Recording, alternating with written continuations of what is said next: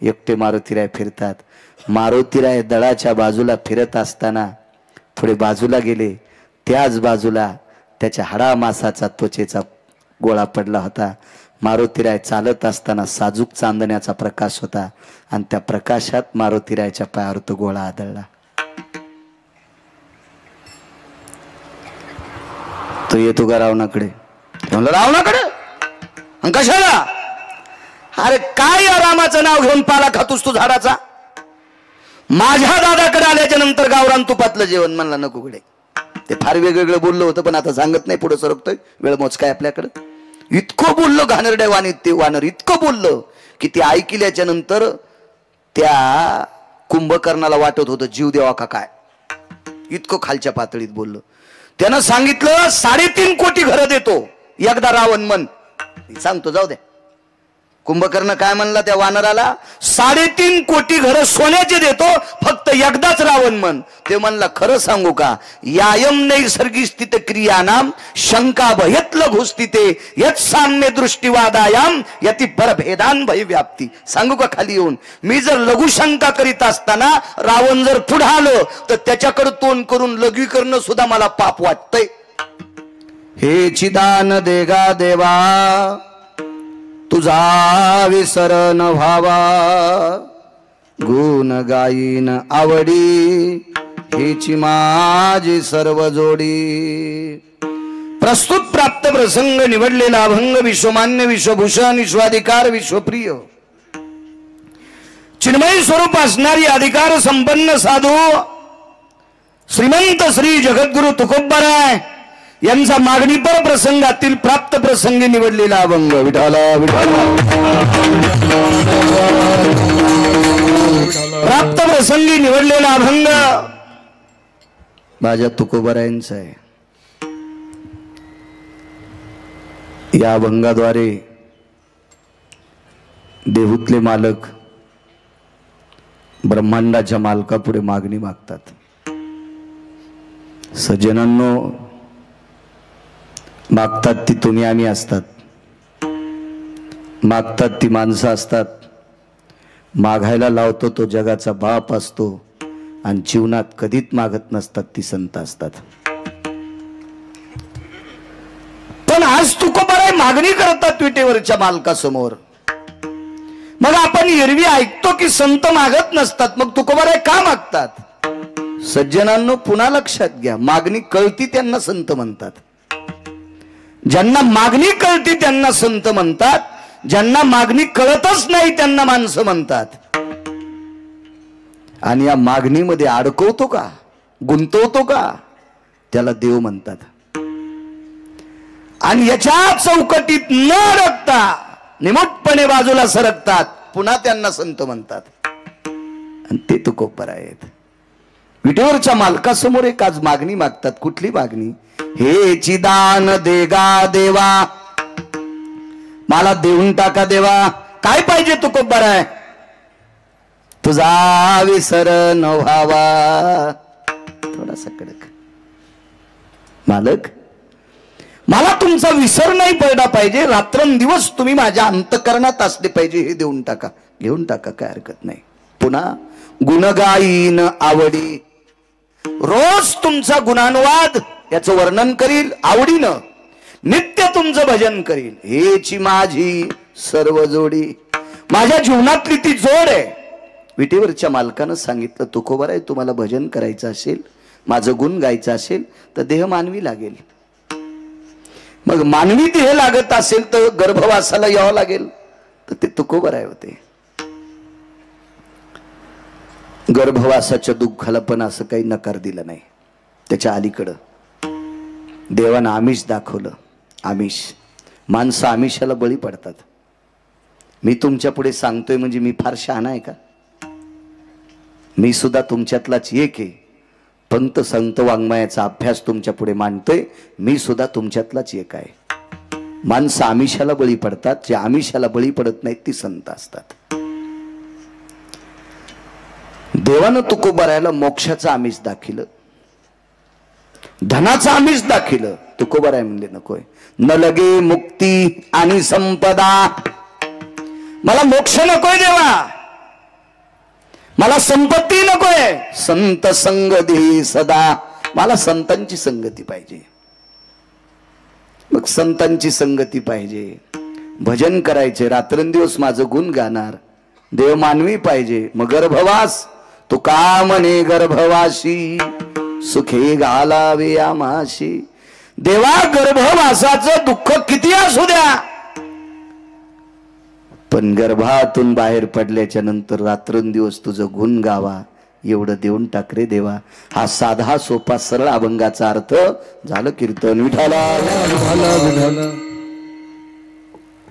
हे चिदान देगा देवा तुझा विसर न व्हावा.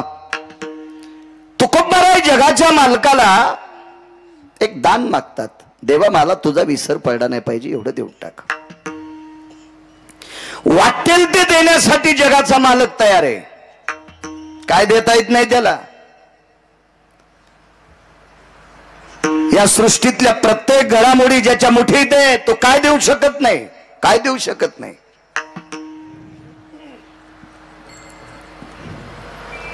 एखाद्या माणसाकडे जरासं वैभव आलं तर तो सुद्धा देण्याच्या गप्पा करतो.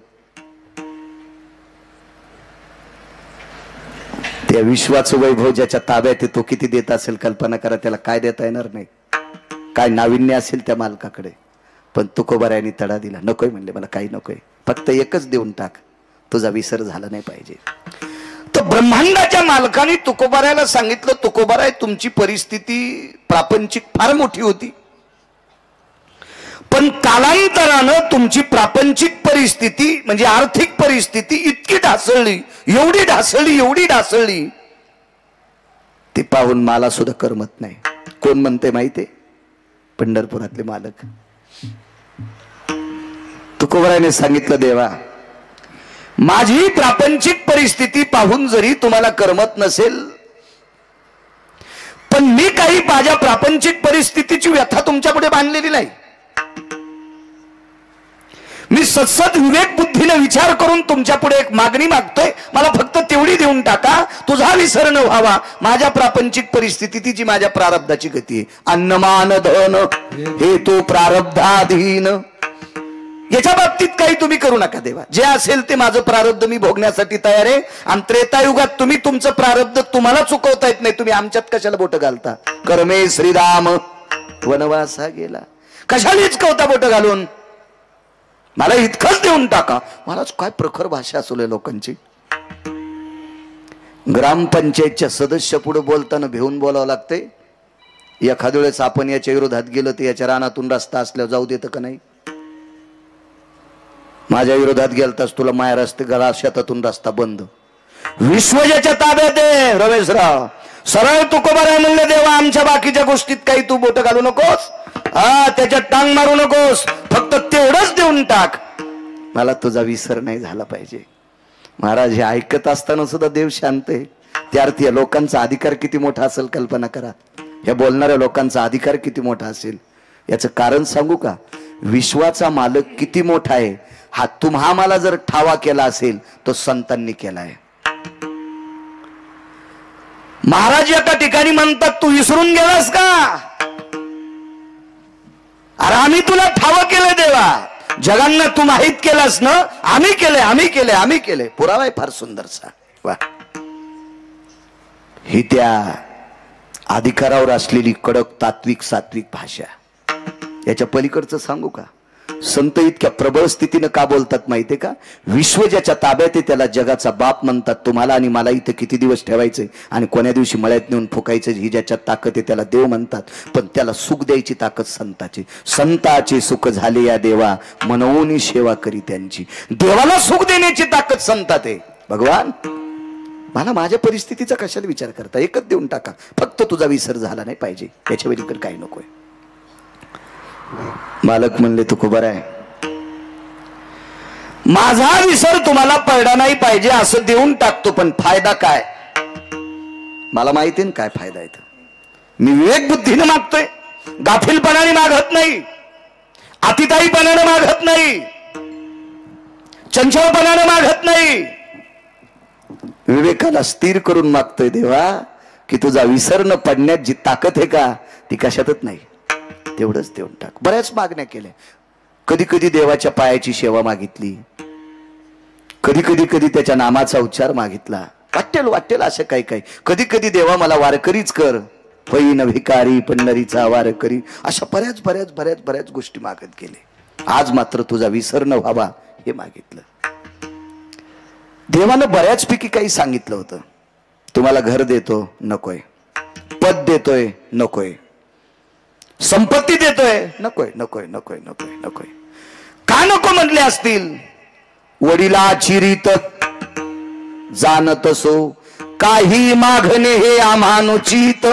वडिलाची रीत जाणतसो.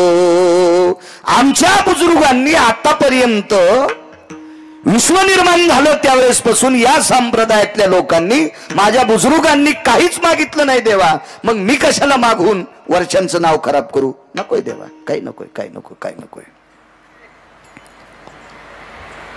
तुकोबरा एका वारकऱ्याचं चरित्र देवाला सांगतात. का मागितलं नाही तुकोबरायने? वडिलाची रीत जाणत असो. अंगद नावाची व्यक्ती त्रेतायुगात होऊन गेली. फार चतुर, सात्विक, सदाचारी, पुण्यशील, कर्तव्य दक्ष नावाची एक व्यक्ती होती अंगद. अंगद तसा योनीनं पशु योनीत होता, वानरांच्या योनीत होता. पण एवढा कर्तव्य दक्ष अंगद, एवढा कर्तव्य दक्ष अंगद, पंढरपुरातल्या मालकांनी 7व्या अवतारात त्रेतायुगात आपल्या पक्षाचा सेनापती पद अंगदाला देऊन टाकलं. एवढ्या अधिकाराचे अंगद होते. आणि ती पूर्वजाचा इतिहास तुकोबाराय देवा पुढे मांडतात. मला बाकीच्या कारणात गुंतू नको, मी मागतोय तितकं देऊन टाक. या अंगदाला पंढरपुरातल्या मालकांनी लंका देऊ केली. लंका, त्या लंकेमध्ये 7 कोटी घर सोन्याचे होते. 7 कोटी. एका घराची चौकट टिकल्यावर 15-12 आमदार होता येते. रावणाच्या एका घराची चौकट टिकल्यावर 15-12 आमदार होता येते. काय मायवेली कोणाची? त्याच्या विरोधात फॉर्म भरायची. नुसत्या भावट्याचं वजन होतं 22.5 क्विंटल. रमेशराव, 22.5 क्विंटल. उभ्या आणि आडव्या भावट्याचं वजन 22.5 क्विंटल होतं. 22.5 क्विंटल. कुलाफेन, फाळ्यान, तडशेन, फडशेन हे तर सोडून द्या. 15-12 आमदार होता येते. 15-12 एका चौकटीत. एका चौकटीत गुणिले 7 कोटी चौकटी. छत वेगळे, भिताड वेगळे, पायऱ्या वेगळ्या, फरच्या वेगळ्या.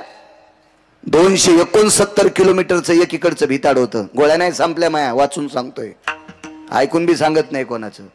269 किलोमीटरची भिंत पूर्वेकडची होती. पूर्वेकडची पूर्ण सोन्याची. 3 भिताड घरी गेल्या बघा किती लांबीचे होते आणि किती उंचीचे होते. ते अंगदाला देऊ केलं. फॉर्म टाकला मारुतीराया पुढं. राजे हो, मागाईसाठी फॉर्म टाकला असता तर फाडून टाकला असता. देण्यासाठी फॉर्म टाकला. मारुतीरायाने सांगितलं तुमचं तुम्ही बघा. 7 कोटी घराची लंका देऊ केली अंगदाला. आणि मारुतीरायाला सांगितलं तुझ्या हाताने देऊन टाक. मारुतीराय म्हणले जरी आमच्या कुळातला असेल पण मला खालीवरी बोलून तुम्ही ठरवा. अंगदाला जवळ बोलवलं. अंगदा, जी मालक, जी जी जी जी. रावण मरेपर्यंत सीता देत नाही. होय. आणि रावण मारल्याशिवाय मला सीता नेता येत नाही. आणि रावण मारल्या मी लंका देऊच कोणाला? मला वाटतं तुला देऊन टाकावे. अंगदानं सांगितलं देवा याच्यानंतर हा शब्द वापरायचा नाही. वापरायचा नाही हा शब्द, वापरायचा नाही. कशामुळे मला लंका द्यायले? ऐक ना अंगदा, तुझ्या बापाला मी मारलं रे, वालीला मी मारले. तुझ्या भावाला जरी मी मारला असेल तरी पण तू माझ्या पक्षाचा झेंडा धरला. याच्याकरता मी तुझ्यावर प्रसन्न आहे, म्हणून तुला 7 कोटी घराची लंका देऊन टाकतो. नका देवा, कशाला देताय? लक्ष्मणजीला राग आला. लक्ष्मण शेषाचा अवतार, थोडासा राग येणं साहजिक आहे. आणि लक्ष्मणजीनं सांगितलं अंगदा कोणाकडे नकार देता? शांत बसाला. आणि मालक म्हणे जास्त फुमफुम करू नका, शांत बसा. ते अधिकारी लोक होते, ते भेट नव्हते कोणाला. भेटय कोण माहितीये का? कानकोंड. जे ताटाखालचं मांजर असतंय का ते कोणाच्याही दारात शेपूट आली. ते कोणा हे कानकोंडीच नव्हते लोक. याच्याकरता भ्यायची काही गरजच नव्हती ना. लक्ष्मणजीला म्हणले लहाने मालक शांत बसा. लक्ष्मणानं सांगितलं अंगदा तुला कळतंय का कोण आहे? जगाचा बाप आहे. मग लंका भेटते का कोणाला? पण ती तुमच्यासाठी दुर्मिळ असेल, आमच्यासाठी सुलभ आहे. लक्ष्मणजीला माहीतच नव्हते पोरग किती अधिकारी बापाचे. तर अंगदानं सांगितलं, लहाने मालक मोठे मालक ऐका, लंका ज्याची आहे त्याला रावण म्हणतात, आणि त्या रावणाला बगलात घेऊन माझ्या बाबानं 4 समुद्राच्या आंघोळी केल्या. माझे बाबा किती ताकदवान असतील याचा विचार करा. रावणापेक्षा 28 पटीने शक्तिशाली वाली होता. जर माझ्या बाबाच्या मनात रावणाच्या संपत्तीविषयी पाप असतं तर बगलात रावण दाबला असता, टमाट फुटल्यासारखा रावण फुटला असता. लंका कोणाला राहिली असती? लक्ष्मणजी म्हणले वालीला. मग वाली गेल्यावर लंका कोणाला? अंगदाला. मग ज्या बापाने दुसऱ्याच्या संपत्तीवर डोळा ठेवला नाही, ज्या वालीने दुसऱ्याच्या संपत्तीवर डोळा ठेवला नाही, त्या निष्ठावंत वालीचा पुत्र मी अंगदे. मलाही सुद्धा लंकेवर डोळा ठेवून मालकाचं भजन करायचं नाही, निष्काम सेवा करायची. नकोय नकोय. म्हणून हे अष्टादश संतांपैकी मालक म्हणतात, वडिलाची रीत जाणत वडिलाची रीत जाणत. ह्या मागच्या लोकांनी आतापर्यंत काही मागितलं नाही भगवान या आर्थिक व्यवस्थेबाबतीत. मग मला कशाला बुडवता? मला फक्त एक देऊन टाका, तुझा विसर न व्हावा. मग काय माझा विसर न पडण्यात तो कोबर आहे? तुम्हाला काय साध्य होणार आहे? ऐका देवा, द्वापार युगामध्ये पांडवांचं कौरवाचं वैर झालं. अत्यंत विकोपाचं वैर होतं, ते टोकाचं वैर होतं. आणि या वैराकार दुर्बुद्धीला खतपाणी घालणारा एक त्या काळातला विवेक भ्रष्ट, मतिभ्रष्ट, नीतिभ्रष्ट, आचरण भ्रष्ट, शील भ्रष्ट, 23 प्रकारे त्याच्यातली बस झाली एवढेच, असा एक व्यक्ती होता. तो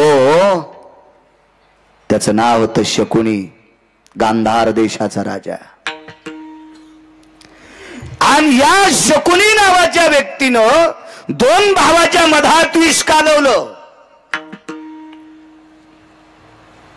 एके दिवशी शकुनीनं सांगितलं, बाचेबुवा पांडवायला एक नवीन घर करा, लाक्षाग्रह राहिला. पुरोचन नावाच्या व्यक्तीच्या हाताने तुझा विसर न व्हावा का मागितलं तुकोबरायाने. गावाच्या हस्तनापुराच्या बाहेर बऱ्याच दूर एक घर बांधलं. इतका मोठा बंगला, इतका मोठा बंगला. त्याच्यात राळ, रांजा, कापूर, वेळूच्या चिवट्या असे ज्वलनशील पदार्थ टाकले आणि सुंदरसं घर तयार केलं. घराला रंगरंगोटी केली. घडीवर बघावा असं घर होतं. इंद्राच्या वैभवाला लाजविल इतकं सुंदरसं लाक्षाग्रह होतं. पण ते घर म्हणजे मृत्यूचा सापळा होता. त्याला अग्नी लागल्याबरोबर 11 सेकंदात घर जळणार होतं. एवढी मोठी त्याच्यात प्रभावशाली ज्वलनशील क्षमता होती. आणि एके दिवशी दुर्योधन आला आणि आपल्या काकीला म्हणतो, काकी तुम्ही आता त्या घराची पडझड झालेली आहे. बाबा राजे आहेत माझे, मी राजपुत्र आहे, राजकुमार आहे. या नात्यानं माझ्या काकीला आणि माझ्या भावाला चांगल्या प्रतीचं घर भेटावं याच्याकरता तुमच्यासाठी त्या घराचं नियोजन केलंय. पण कुंती अधिकारी स्त्री होती. कुंतीनं होकार दिला पण राहण्यासाठी जात नव्हती. कुंतीनं सांगितलं, सुयोधन राजकुमार जाते एके दिवशी. मुहूर्ताचा दिवस निश्चित केला आणि त्याच्या आधी 4 दिवसानं विदुर काकाच्या घरी प्रवेश केला. आपल्या भाऊजई आल्याबरोबर विदुर काकांनी आवाज दिला, वहिनी साहेब आपण या या, वहिनी साहेब या. बसायला बोऱ्या टाकला. विदुराच्या धर्मपत्नीनं पाणी दिलं आपल्या जावेला. विदुरानं विचारलं, वहिनी साहेब हाळशाच्या घरी गंगा यावी असं आमच्याकडे तुम्ही आलात, काय काम आहे? काका, राजकुमारांनी आम्हाला गावाच्या बाहेरचा वाडा राहण्यासाठी दिलाय. त्या घरात परवाला मुहूर्त काढला आणि त्या घरात राहण्यासाठी जायचंय. काकांनी सांगितलं, होकार दिला वहिनी साहेब? जी. जा आता. होकार दिलाय त्या अर्थी जावा लागेल वहिनी साहेब. पण लक्षात ठेवा, ज्या दिवशी राहण्यासाठी जाताल त्या दिवशी 2 मिनिटं माझ्याकडे येऊन जा. निश्चय केला. राहण्याचा दिवस ठरला आणि त्या दिवशी आपली 5 वासरं घेऊन एक आई आपली लेकरं घेऊन त्या घरात राहण्यासाठी जात असताना चौकात उभे केली लेकरं. धर्माला सांगितलं, बाळा सांभाळ आपल्या 4 भावांना, मी 2 मिनिटात काकाकडे जाऊन येतोय. काका झोपड्यात राहतो ते पर्णकुटीत. हो. धृतराष्ट्र मृत्यू पावल्याच्या नंतर 1250 वाड्याचा मालक, 1250 वाड्याचा मालक, हो 1250 वाड्याचा मालक. पण झोपड्यात राहत होता 12 वर्षाच्या झोपड्यात. विरक्तातला आरूढ व्यक्ती, राजकारणातला 2 नंबरचा डॉन होते विदुर काका. राजकारणातले 2 नंबर. पृथ्वीवर जितके देश आहेत का, एकाही देशामध्ये विदुरासारखा 2 नंबरचा डॉन जन्माला आला नाही, ते विदुर काका होते. महाराज पंढरपुरातला मालक राजकारणातला 1 नंबरचा डॉन होता, पण विदुराला राजकारणातले पाडे विचारल्याशिवाय राजकारणातला पाऊल पुढे टाकत नव्हता. देवानं विदुराला राजकारण विचारावा, एवढा टोकाचा राजकारणी होता रमेशराव, एवढा टोकाचे. आणि त्या विदुर काकांनी आपल्या भाऊजाईला एक प्रतिमा दिली. वहिनी साहेब, ह्या प्रतिमेचा विसर पडू देऊ नका, तुम्हाला चिंता नाही. पदरात ती प्रतिमा बांधली आणि लाक्षागृहात राहायला गेले. कोनाड्यात वस्त्र टाकलं, त्या वस्त्रावरती प्रतिमा अधिष्ठित केली आणि आपल्या बाकीच्या नित्य व्यवहाराला सुरुवात झाली. एका व्यक्तीनं प्रश्न केलता, घराला अग्नी लागल्यावर 11 सेकंदात जर घर जळत असेल तर मग कोणती स्वयंपाक कुठं करत असेल? प्रश्न गोड आहे, गोड प्रश्न आहे. महाराजाच्या नाकात वारं नाही घुसायला पाहिजे असं काही विचारल्यावर. घराला अग्नी लागल्यावर जर 11 सेकंदात घर पेटत असेल संतोष बुवा, तर मग स्वयंपाक कुठं करत होते? तर त्या घराला तळमजला होता. म्हणून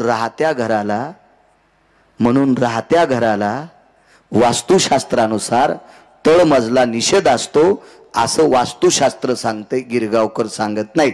आणि वास्तुशास्त्र काय गिरगावकराच्या घरातल्या लोकांनी लिहिलेलं नाही. तुम्हाला जरी पटत नसेल तर ज्यानं लिहिलंय त्याची सोय पा. विठाला विठाला विठाला.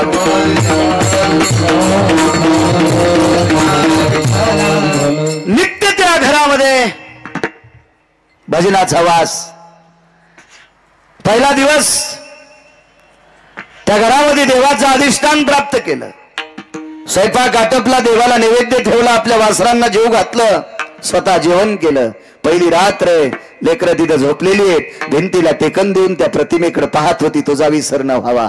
पहिला दिवस रात्रीचे मध्ये 1-1:30 वाजला. त्यावेळेला खिडकीतून पुरोचन नावाचा व्यक्ती पाहत होता, बाई जागी आहे. पहिला दिवस त्याचा मातीत गेला. दुसऱ्या दिवशी कुंती जागते, तिसऱ्या दिवशी कुंती जागते, चौथ्या दिवशी कुंती जागते, 5व्या दिवशी कुंती जागते. दुर्योधनानं पुरोचन नावाच्या व्यक्तीला सांगितलं, बेट्या आज सकाळी आमची चुलती, आज संध्याकाळी आमची चुलती आणि माझे 5 भाऊ जर वारा जळून जर नाही मारलेस तर तुझा संसार जाळून टाकील.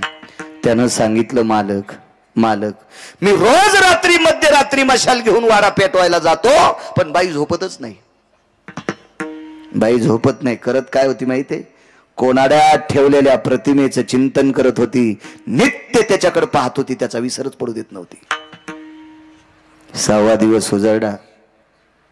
6व्या दिवशी कशीबशी जागली. 7व्या दिवशी कुंतीच्या लक्षात आलं, आजची रात्र आपण जागू शकत नाही. तुझा विसर न व्हावा. का मागतात तुकोबाराय? कशा करता तुकोबाराय म्हणले, देवा फक्त तुझा विसर नाही झाला पाहिजे, एवढं देऊन टाक. 7व्या दिवशी सकाळी उठल्या, झोपायचा प्रश्नच नाही. उठली, लेकरं स्नान आटपली, नित्यकर्म आटपला, देवतार्चन सर्व आटपलं, स्वयंपाकाला लागल्या. कुंतीला 9 दाशा दिलत्या. 9 दाशा होत्या कुंतीच्या ताब्यात. 9. दुःख काय वाटलं, तुळशीला पाणी घालीत असताना कुंतीच्या लक्षात आलं, माझ्या 5 लेकराला आणि मला दुर्योधन जाळतोय, पण आमच्यामुळे ह्या 9 जणी मरू शकतात. 9 जणी मरू शकतात. कुंतीनं काय सांगितलं, आज देवाला नैवेद्य करायचा आहे, मी स्वतः स्वयंपाक करणार, आज तुम्हाला सुट्टी, आज तुम्ही सुट्टी, जा तुम्ही तुमच्या घरी निघून जा. आणि त्या 9 जणीला काढून दिलं. महाराज कर्मनो गहनो गती 5 लेकरं घेऊन एक भिल्ल स्त्री कुंतीच्या वसरीत मुक्कामाला थांबली. 5 अपत्य, तिला सुद्धा 5 लेकरं होती. एक भिल्लाची स्त्री होती, सात्विक सदाचारी स्त्री होती, पुण्यशील स्त्री होती.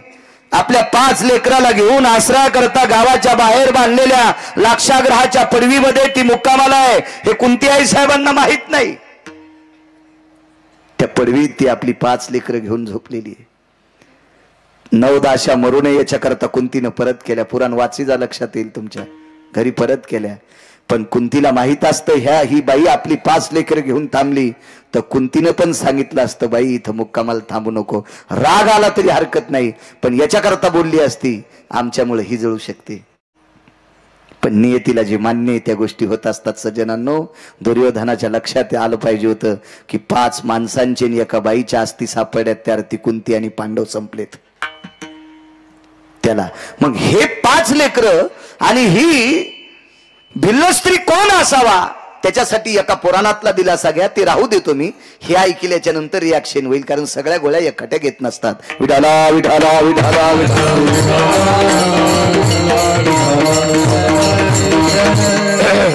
सातव्या दिवशी पुरणपोळीचा स्वयंपाक केला. आपल्याकडे भारतीय संस्कृतीमध्ये आटापिटानं सायासानं केलेला स्वयंपाक म्हणजे पुरणपोळीचा. आता त्या स्वयंपाकाला एवढी फारशी काही किंमत राहिली नाही. पूर्वीच्या काळात गोड हे कमी खायला भेटत होतं, म्हणून सणाची इतकी आतुरतेनं वाट पाहत होते माणसं की त्या सणाच्या दिवशी पुरणपोळी खायला भेटेल, खीरपोळी खायला भेटेल. असं गोड पदार्थाच्या बाबतीत अशी जिज्ञासा होती, आवड होती, कारण जी ती गोष्ट मिळत नव्हती ना. जी गोष्ट कमी मिळती का तिच्यावर जास्त अपेक्षा.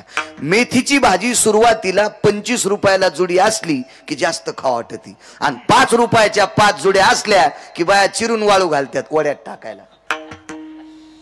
हा निसर्गाचा नियम आहे. निसर्ग. वांगे 100 रुपये किलो असले की देठा सगळं चोखून खातेत, आणि 5 रुपये किलो असले विषय नाही. कुठलीही गोष्ट, जी गोष्ट कमी मिळती का ती जास्त चित्तात असती. लहानपणी गोड गोष्टीला एवढी किंमत होती, एवढी. अहो शिरा माणसं इतका इतका ताटावर वाया जाऊ देत नव्हते, इतका इतका, एवढा एवढा.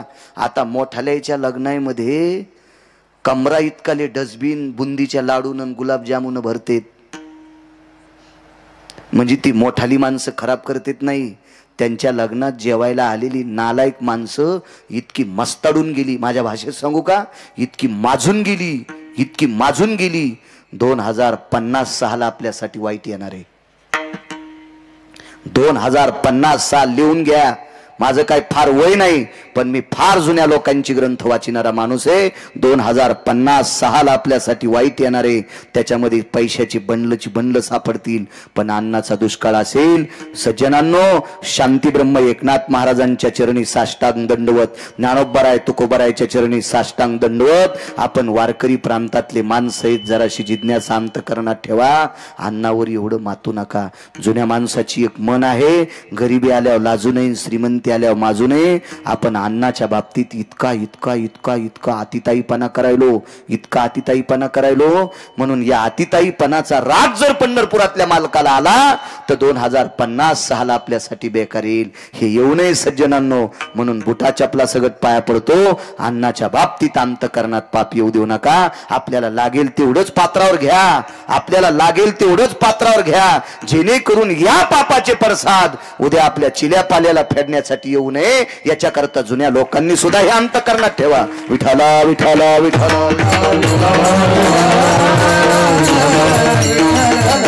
पुरणपोळीचा स्वयंपाक केला, देवाला नैवेद्य ठेवला. देवाला नैवेद्य ठेवत असताना त्याच्या डोळ्यात डोळे घालून बघितले नाही, कारण पोळ्या त्याला केल्याच नव्हत्या. कोणाला केलं त्या लक्षात घ्या. 5 लेकरं जेवायला बसली, 5 लेकरं जेवायला बसली. गोड बेस कमी करा दादा. तुपाच्या वाट्या भरून ठेवल्या तिघायला, धर्म, भीम आणि अर्जुन, एको पण कमी. आणि दोघांना पुरणपोळ्या तुपात चुरून दिल्या, चुरून चुरून चुरून दिल्या. कोणाला माहिती? नकुल आणि सहदेवाला. कारण हे 3 कुंतीचे होते आणि 2 माद्रीचे होते.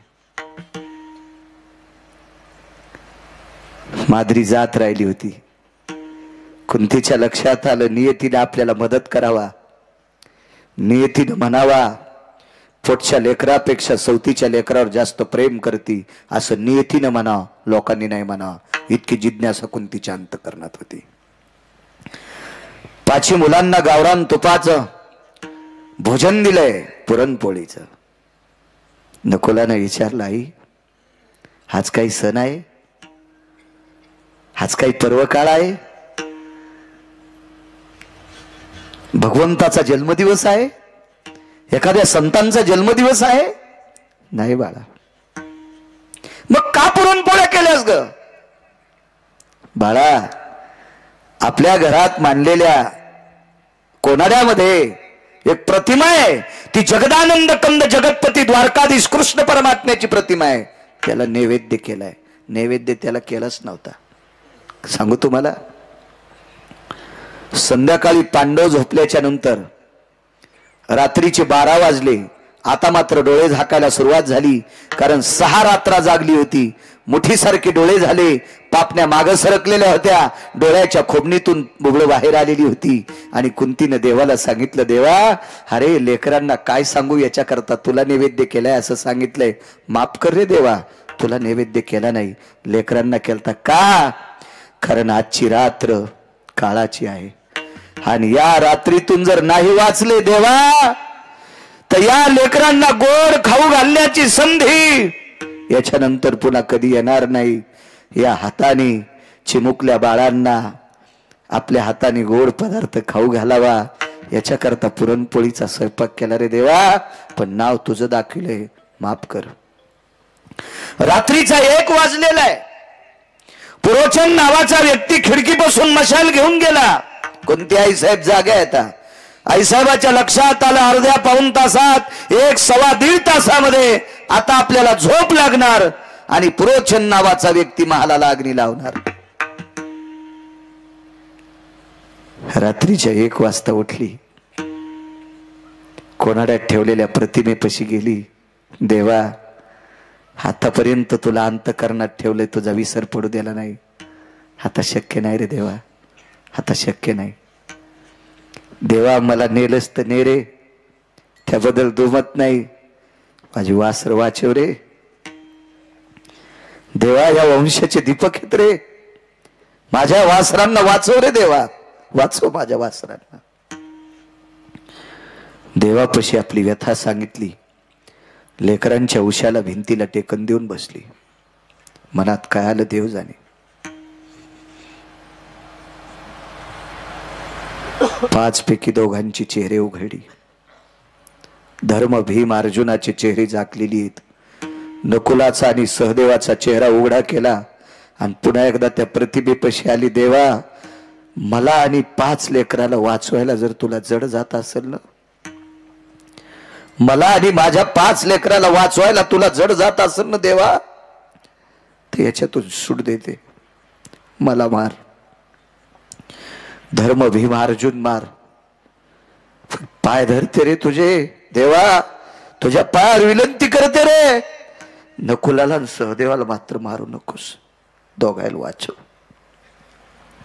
साष्टांग प्रणिपात केला आणि भिंतीला टेकन देऊन बसली.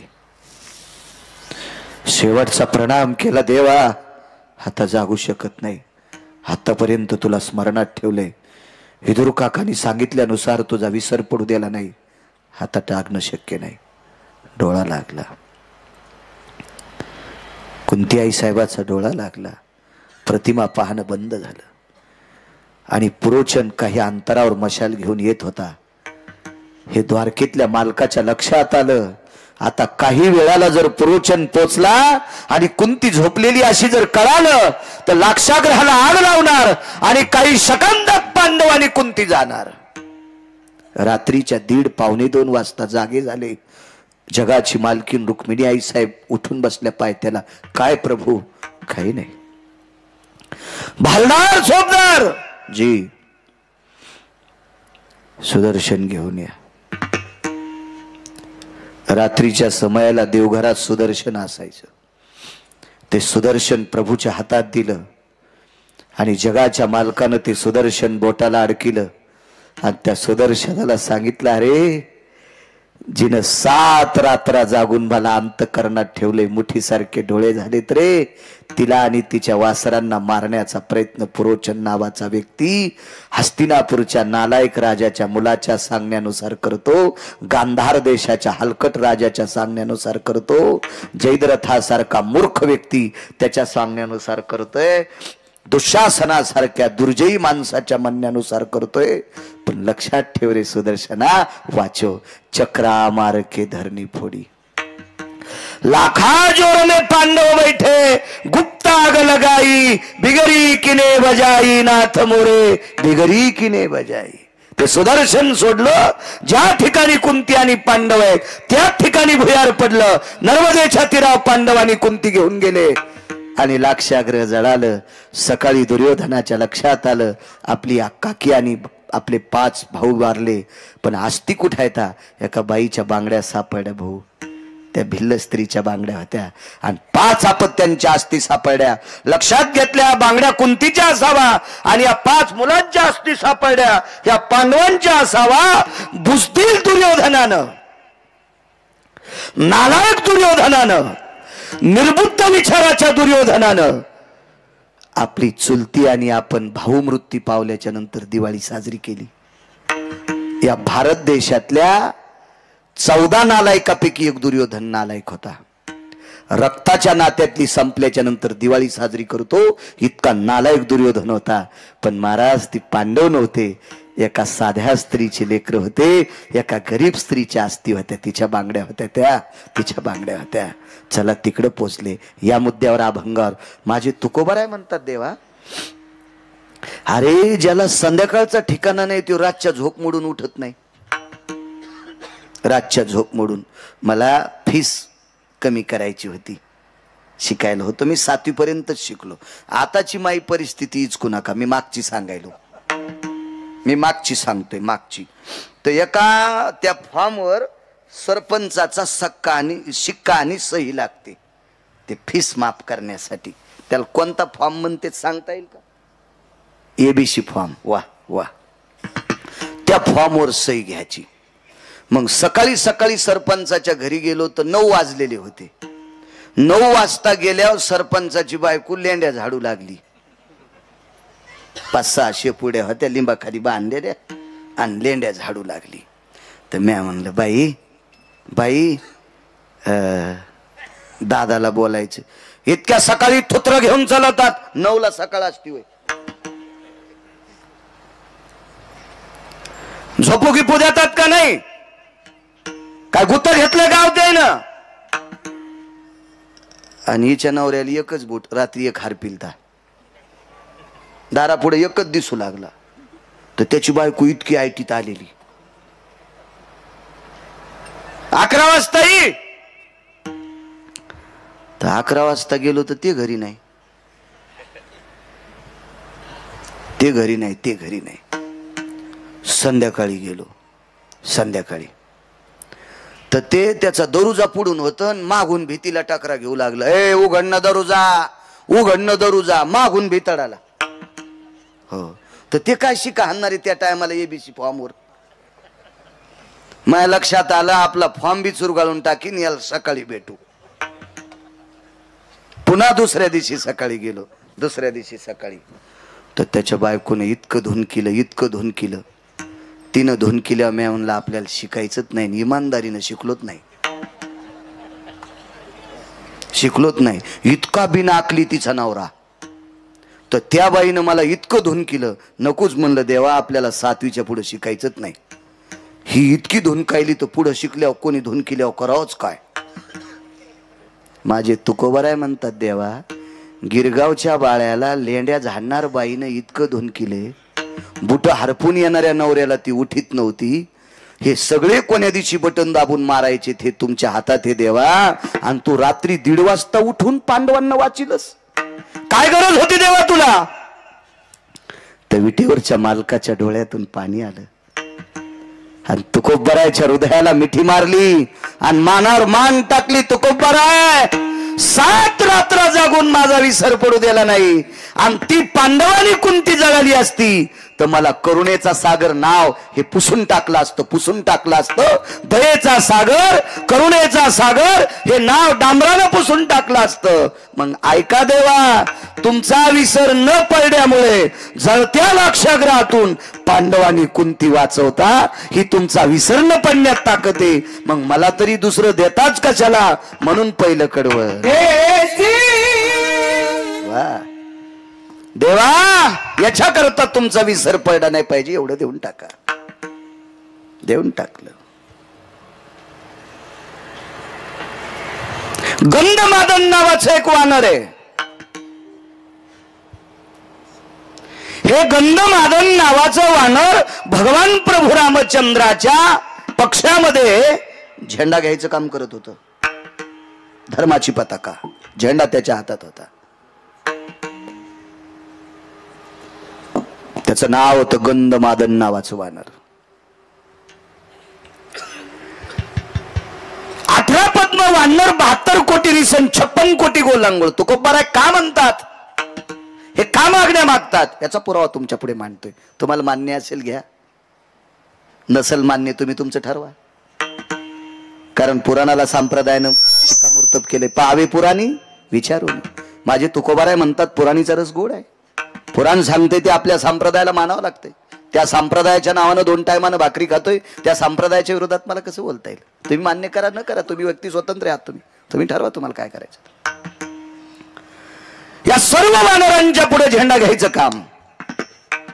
एके दिवशी प्रभूंनी सांगितलं, 3रा दिवस युद्धाचा सुरू आहे. सकाळी दर्शन घेतलं, ते इतकं तापड होतो, इतकं तापड होतो, इतकं तापड होतो, इतकं तापड की बघताच सोय नाही. महाराज, रावणाच्या पक्षातल्या एकाही माणसाच्या हाताने एकाही वानराचा मृत्यू नाही झाला. आणि मग रावणाला गुप्तचरांनी सांगितलं, मालक आपलं एवढं सैन्य असून रामचंद्राच्या पक्षातला झेंडा धरणार वानर मरत नाही, काय आपल्याला ताकद आहे? रावणानं धारेव धरलं. संध्याकाळी मीटिंग घेतली. रमेशराव, बेटा कोणी नाही गेलं तरी हरकत नाही, पण आज गंधमादन वाजता कामा नाही. इतका बाणाचा वर्षाव झाला, इतकाचा बाण आला की उडी आणत होतो. पण कर्म न गती. एक बाण लागला आणि त्या बाणानं झेंड्याची काठीच उडून गेली. पण किती उडून गेली सांगू? ही उंच काठी जिथरोक झेंडा होता का तिथून उडून गेली, खालच्या हातातच राहिली. पण ती काठी घेऊनच नाचत होतं, माहीतच नाही झेंडा उडून गेलाय. इतकं प्रेम. धर्मावर पकड किती असते काही काही लोकांची बघा. काही धर्मासाठी माईकवर बोंबलत येत. अशी काही पकड नसते त्यांची. असं काय नसते. माईकवर मात्र धर्मासाठी इतके बोलणार. वा वा वा. छत्रपती शिवाजीराजेंची जयंती आल्या, बापा बिल्लेन तेन काय वा वा वा वा, सारं भगवच वादळ. हो. आणि जयंती झाली की 2-4 दिवसाला पोळी उकरी तू घोरपडी पाहला. बसायची जागा आणायला पाहिजे निबर काठीनं. नालाय का तू? लायकी आहे का रे? नुसता हावभाव करतो नुसता. हे इतकं आपल्याकडे काही गोष्टी आल्या ना, बापरे असं वाटतंय की पाहाचंच काम नाही. आमची इथे एक महाराज आले आणि त्या महाराजाला आंघोळ घालू लागले. मग त्या महाराजांना आंघोळ घालीत असताना काय झालं? हा बाबा इतकी गर्दी की बघायचंच काम नाही. कोणाला वाटतं की जाऊन तांबर पाणी महाराजांच्या अंगावर टाकावं. इतकी गर्दी. एका बाईला जातात नाही आलं, ती मधात नाही गेली, मोरीतून पाणी आल्यावर पेली. ती म्हणली नका का आंघोळ घालणं होईना, पण महाराजाच्या अंगावरचं पाणी मोरीतून आलंय ना, ते तीर्थ म्हणून पेली. तर मी तिची चप्पल चोरली. म्हणजे ह्या महाराजावर इथे श्रद्धा किती आहे. आपण हिच्या चपलाच्या पाया पडू. मी फेटा ठोच्या पिशवीत तिची चप्पल ठेवली. जाऊ द्या म्हणलं, एखादीशी भेटले आपल्याला पाया पडणीचे पैसे द्यायला विला दुप्पट देऊ. पण ही महाराजाच्या अंगाचं मोरीतून आलेलं तीर्थ पेती, त्या अर्थी हिचा भाव किती गोडे. आपण हिची चपलाची पूजा करू. आणि त्याच महाराजाच्या कीर्तनात ती पहिल्याच अभंगाला झोपी गेली. मग माझ्या लक्षात आलं, बाळ्या ही चप्पल तिला देऊन टाक आणि ती पिशवी पण जाळून टाक. कारण तू हिची चप्पल ज्या पिशवीला लागली त्या पिशवीला पटका लागल्या तू कीर्तनात झोपशील. म्हणजे कायचा भाव इतका नदीला उतू जातो आणि त्यांच्या अंतकरणात कवडी इतका नसतो. इतका येडपट भाव असतो कायचा. काय वानराचा भाव होता. त्या काठी घेऊन उड्या आणत होतं ढकल्यांना, ते काठी घेऊन, पण मागून खडा हाणला. गंधमादन यथा ध्वजापय धर्मदंडे शुभयस्थिता. नसता धर्मदंड आहे, ध्वज कुठे? अरे बापरे, काय करा महाराज. भेद आहे पुराणामध्ये. लक्ष्मणजीला आणि प्रभू रामचंद्राला वल्कल्ले होती, त्या अर्थी वस्त्र नव्हते, असा भेद सांगितला वैकुंठवासी माधव महाराज मगर सुरजखेडकर यांनी. पण सुग्रीव नावाच्या व्यक्तीच्या कमरेला शेला होता बांधलेला. तार दिशा टाकली आणि पांढरा सुग्रीवाच्या कमरेचा शेला काढून घेतला, ते उपरनं बांधलेलं. आणि जी काठी होती का हातातली काठी ती एका बाजूला टोचली अंगात, भळा भळा भळा रक्त आलं आणि त्या रक्तात ते उपरनं भिजवलं आणि त्या काठीला बांधलं आणि प्रभूला सांगितलं, प्रभू ध्वज. स्वतःच्या रक्ताची ध्वज केली. हो काय गंधमादन असेल ते. तुकोबाराय का मागतात पुढचं याच्याकरता सांगतोय. काय सत्कार, काय आदर आतिथ्य. आणि हेच लक्षात आलं, एकदा खाल्ल्यावर 6 महिने उठत नव्हता त्याच्या. काय नाव होतं त्याचं? कुंभकर्ण. कुंभकर्ण. त्यानं पैजेचा विडा उचलला, उद्या गंधमादन ठुलरत नाही. त्यानं काही शस्त्र नेलेत नाही. गंधमादन ज्या कोपऱ्यात उभा होता त्या कोपऱ्यातले वानर अशी ओरडे. पाल कशी किडावडी ती पाल पाल कसं जीभ लांबून अजय असं टाकल्याबरोबर ती किडावडी ती का नाही, तसे असे प्रसन्न सगळीच वानर सगळी ओढली. हजारो वानर मदत केली. हजारो वानराच्या लक्षात आलं आपण वाचतो. इतका गंधमादन हुशार, इतका गंधमादन त्याच्या पोटात झेंडा घेऊन फिरत होतं. त्याचं पोट किती मोठं असेल कल्पना करा ना. कुंभकर्णाच्या नाकातले केस काढायला पळाट्या उपटायचा चिमटा होता. असं मी सांगत नाही बरं, मी काय त्या काळात सरपंच नव्हतो रावणाच्या गावातला. अतिशोक्ती अलंकाराचं लक्षण आहे रामायणामध्ये. अतिशोक्ती अलंकाराचं लक्षण. मला मी शिकलो कमी, पण मला अलंकार वगैरे सगळे ते गुरु लघु वगैरे सगळे ते सिद्धांत सगळे पाठ आहेत. कारण मेमरी कार्ड गोड आहे माझं मेमरी कार्ड इतकं सुंदर दिलंय मला, म्हणून तर मी तुमचे मोबाईल वापरीत नाही. मला हे मेमरी कार्ड गोड आहे. नाही 6दा वाचिलं की 7व्यांदा पाठ चिठ्ठी पाडून टाकायची. काय सांगू लागलो. अतिशोक्ती अलंकार. दमडीचं तेल आणलं, सासूबाईचं नाणं झालं, मामाजीची शेंडी झाली, लांडोरीचा पाय लागला, त्याच्यात हत्ती वाहून गेला. तेल केवढ्याचं आणलंय? दमडीचं. बरं ठीक आहे, त्यावेळेला दमडीमध्ये 20 क्विंटल तेल येत होतं असं समजा. पण 20 क्विंटल तेलाची टाकी मोराच्या बायकोला पालती होती का? मोराची बायको कोण? लांडोरी. लांडोरीचा पाय केवढा असतोय? एवढूसा. मग लांडोरीच्या पायानं पालतं झालेलं तेल असेल केवढं? एवढी एवढी वाटी. मग मोराच्या पायानं पालतं झालेल्या तेलात हत्ती वाहून जातो. हे अतिशोक्ती अलंकाराचं लक्षण आहे. तसा कुंभकर्ण हा अतिशोक्ती अलंकाराचं लक्षण होतं. त्याची दाढी करायला जे वस्त्रे होते का त्याला कोळपेच्या दांड्याच्या पासा होत्या. त्या ह्या होत्या दांड्या मुठी. हो एवढा एवढा एवढा कुंभकर्ण होता. ओढूनच घेतली वानर सगळे.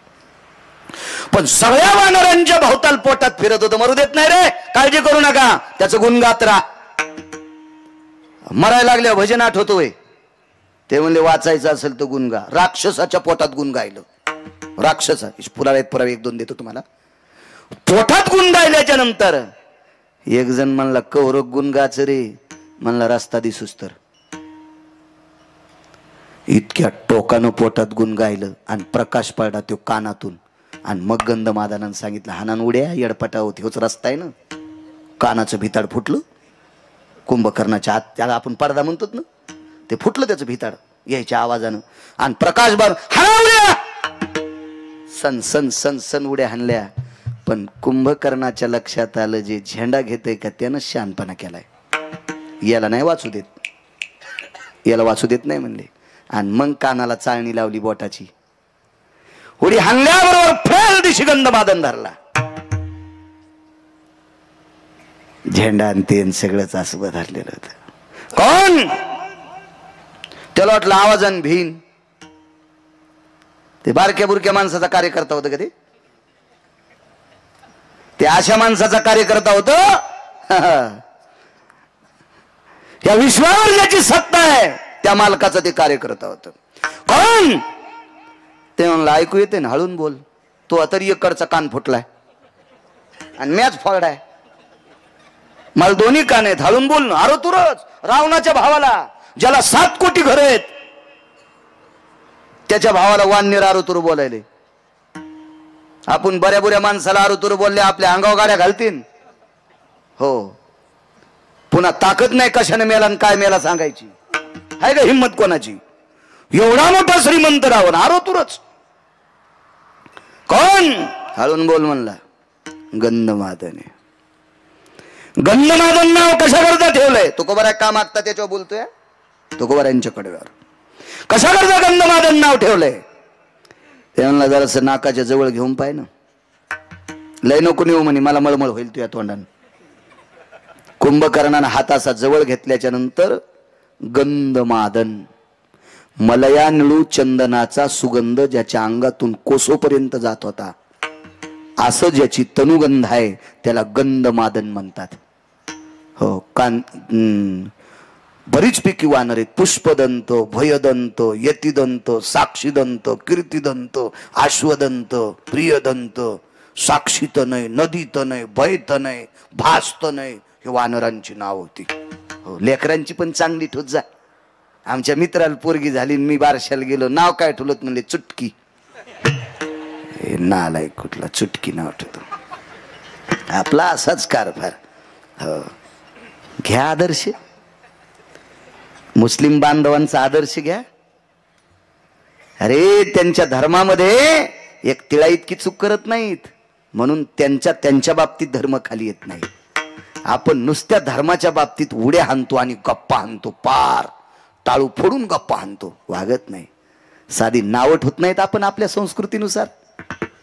काल परवा 2-4 वर्ग शिकलेली ती पोराची आंटी म्हणले, ही आंटी नाव ठेवीन, तिला आकलीचा कांदा आहे का? हळदीची साडी होती तेव्हा सासू सासऱ्याला वाहिलं काढलं आणि तिला नाव ठेवायचा मान द्याला, तिला अक्कल आहे का?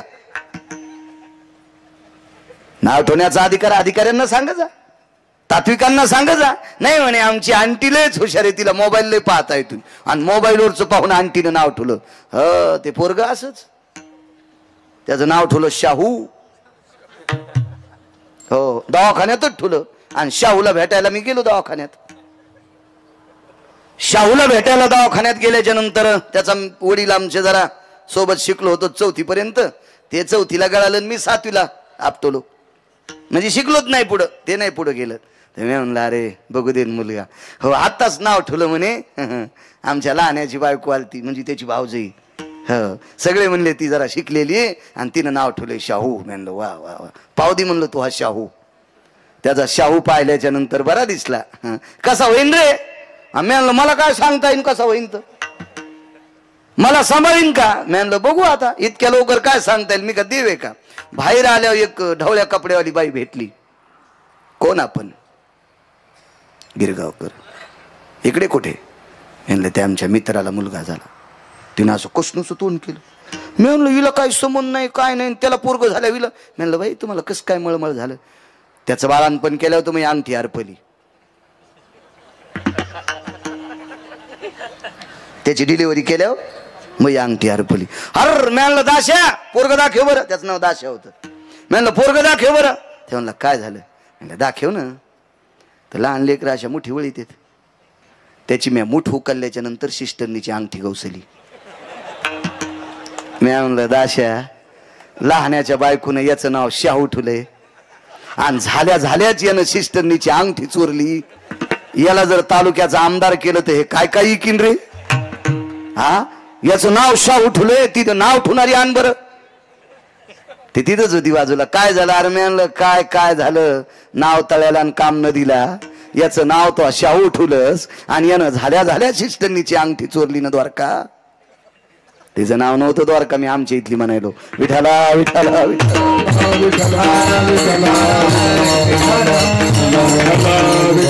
आपण काही जोपाशीत नाही. बघा गंधमादन, याच्याकरता गंधमादन नाव आहे. एक सांगू का? तो येतो का रावणाकडे? म्हणलं रावणाकडे? कशाला? अरे काय या रामाचं नाव घेऊन पाला खातोस तू झाडाचा? माझ्या दादाकडे आल्याच्या नंतर गावरान तुपातलं जेवण. म्हणला नको कडे. ते फार वेगवेगळं बोललं होतं, पण आता सांगत नाही, पुढे सरकतोय, वेळ मोज काय आपल्याकडं. इतकं बोललो घाणेरड्या वाणीत ते वानर, इतकं बोललं की ते ऐकल्याच्या नंतर त्या कुंभकर्णाला वाटत होतं जीव देवा का काय. इतकं खालच्या पातळीत बोललं. त्यानं सांगितलं 3.5 कोटी घरं देतो एकदा रावण मन. सांगतो जाऊ द्या, कुंभकर्ण काय म्हणला त्या वानराला, 3.5 कोटी घर सोन्याचे देतो, फक्त एकदाच रावण म्हण. ते म्हणला खरं सांगू का, यायम नैसर्गिक स्थित क्रियानाम शंका भयत लघुस्थिते यत साम्य दृष्टिवादायाम यति परभेदान भय व्याप्ती. सांगू का खाली येऊन, मी जर लघुशंका करीत असताना रावण जर पुढे आलो तर त्याच्याकडे तोंड करून लघवी करणं सुद्धा मला पाप वाटतंय. हे 7 कोटी घराच्या मालकाच्या विरोधात बोलले. काय वानर असेल धाडशी कल्पना करा. आणि मी येतो का म्हणला, नाव घेतो का, मारीन, जीव गेला तरी हरकत नाही, पण म्हणला नाही येणार. दाबलं असं कर कर कर कर कर कर कर कर कर दाबलं. जितक्या रक्ताच्या चिळकंड्या अंगावर तोंडावर आल्या ना, त्या रक्ताच्या थेंबा थेंबातून राम राम येत होता. काय गुण गात असेल, रक्ताच्या थेंबा थेंबातून विटेवरच्या मालकाचं गुण गात होतं. राग आला कुंभकर्णाला, हडामासाचा कातड्याचा असा चुरगाळा केला आणि फेकून दिला. तो मूर्ख म्हणे, कुठं ऐकायला तयार नाही. गंधमादन मृत्यू पावला त्या दिवशी एकाही वानराने पाला खाल्ला नाही. याला म्हणतात आपल्याचं दुःख. आपल्याचं दुःख. सातच्या जाग्यावर वानर पडलेली आहेत. ती रात्र प्रभू रामचंद्राला सुद्धा दुःखाची होती. आपल्या पक्षातला धर्माची ध्वज घेणारा आज मृत्यू पावलाय. लक्ष्मणजीनं वारं घातलेलं आहे. प्रभूला झोप लागली. गुणगाई नावडी सांगतोय, झोप लागली. बरोबर झोप लागल्याच्या नंतर 10-5 मिनिटाला प्रभू जागे व्हायचे. काय झालं प्रभू, काय नाही रे, इथं आवाज येतोय, झोपा पुन्हा. 10-5 मिनिटाला झोपले की पुन्हा प्रभू उठायचे. आवाज येतोय. कोण भजन करीत होतं माहितीये, गंधमादन नावाचं वानर. मारुतीरायला बोलून घेतलं लक्ष्मणजीनं. हनुमंता, मालका झोपत नाहीत. मारुतीराय जवळ आले. रात्रीचे 2 वाजलेले आहेत. प्रणाम केला.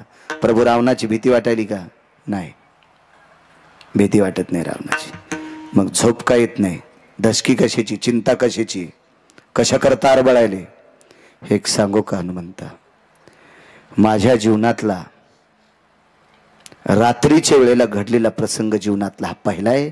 मी झोपी गेल्याच्या नंतर माझ्या हृदयावर राम नावाचा आवाज आदळतोय आणि तो अंतःकरणापासून निघणारा आवाज माझ्या हृदयावर आदळते. कोण असेल, मारुतीराय बुद्धिमतान वरिष्ठम. मारुतीरायने विचार केला आणि सुग्रीवांना यांना त्यांना विचारलं, का रे गंधमादन मृत्यू पावला हे माहीत झाले, प्रेत सापडलं का. काय सापडन म्हणे हनुमंता, कुंभकर्णाने चुरा केला रे त्याचा, आणि कोणीकडे फेकलं लक्षात नाही. सागराकडे फेकला असेल तर समुद्रात विलीन झाला असेल. मारुतीरायने सांगितलं, गप्पा हाणू नका, प्रेत सापडलं पाहिजे. हे सगळी 6 माणसं जागेत. एकटे मारुतीराय फिरतात. मारुतीराय दळाच्या बाजूला फिरत असताना थोडे बाजूला गेले. त्याच बाजूला त्याच्या हाडामासाचा त्वचेचा गोळा पडला होता. मारुतीराय चालत असताना साजूक चांदण्याचा प्रकाश होता आणि त्या प्रकाशात मारुतीरायच्या पायावर तो गोळा आदळला. वाकून पाहिलं तर हाडामासाचा गोळा होता.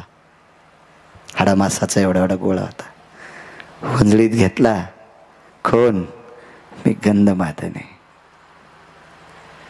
हृदयाशी लावला. बाळा, कुंभकर्णाने तुझ्या शरीराचा चुरा केला रे, तरी तुझ्या त्वचेतून, तुझ्या अस्थितून, तुझ्या मांसाच्या तुकड्यातून राम नावाचा ध्वनी तू गुणगातोस. जी पवन सुता, एकदा त्याचे पाय दाखव.